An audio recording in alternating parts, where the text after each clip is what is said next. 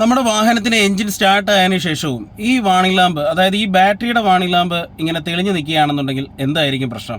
നമസ്കാരം സുഹൃത്തുക്കളെ, പുതിയൊരു വീഡിയോയിലേക്ക് എല്ലാവർക്കും സ്വാഗതം. അപ്പം നമ്മൾ മുമ്പ് ഞാൻ ആ വീഡിയോയിൽ കാണിച്ചതുപോലെ തന്നെ നമ്മുടെ വാഹനത്തിന്റെ ക്ലസ്റ്ററിൽ വാഹനം സ്റ്റാർട്ട് ചെയ്തതിന് ശേഷവും ഈ ബാറ്ററിയുടെ വാണിംഗ് ലാമ്പ് ഇങ്ങനെ തെളിഞ്ഞു കാണുന്നുണ്ട് എങ്കിൽ എന്തെല്ലാം കാരണത്താൽ അത് ഇങ്ങനെ കാണിക്കാം എന്നുള്ളതിനെ കുറിച്ചാണ്.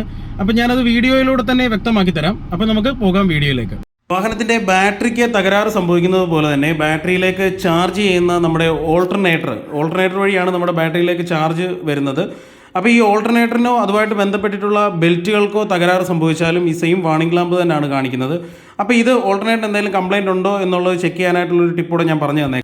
ബാറ്ററിക്ക് 2 ടെർമിനലാണ് വരുന്നത്, ഒന്ന് പോസിറ്റീവ് അതുപോലെ തന്നെ നെഗറ്റീവ്. അപ്പോൾ നമ്മുടെ വാഹനം സ്റ്റാർട്ട് ചെയ്തിട്ട് ഏതെങ്കിലും ഒരു ടെർമിനൽ ഒന്ന് റിമൂവ് ചെയ്ത് നോക്കുന്ന സമയത്ത് വാഹനം ഓഫായി പോവുകയാണെന്നുണ്ടെങ്കിൽ ഉറപ്പിച്ചോളൂ, നമ്മുടെ ഓൾട്ടർനേറ്ററിന് തന്നെയാണ് കംപ്ലൈൻറ്റ്. അല്ലെങ്കിൽ ഓൾട്ടർനേറ്ററുമായിട്ട് ബന്ധപ്പെട്ടിട്ടുള്ള വീണ്ടും ഈ കണ്ടീഷനിൽ തന്നെ വാഹനം ഉപയോഗിക്കുകയാണെന്നുണ്ടെങ്കിൽ വാഹനം ബ്രേക്ക് ഡൗൺ ആവാനുള്ള സാധ്യതയുണ്ട്. തന്നെ ഷെയർ ചെയ്ത് മറ്റുള്ളവരിലേക്ക് ഇൻഫർമേഷൻ എത്തിക്കുക. നമ്മുടെ ചാനലിലൂടെ ഫോളോ ചെയ്യുകയാണെന്നുണ്ടെങ്കിൽ നമ്മൾ ഇടുന്ന എല്ലാ വീഡിയോസും നിങ്ങളിലേക്ക് എത്തുന്നതായിരിക്കും.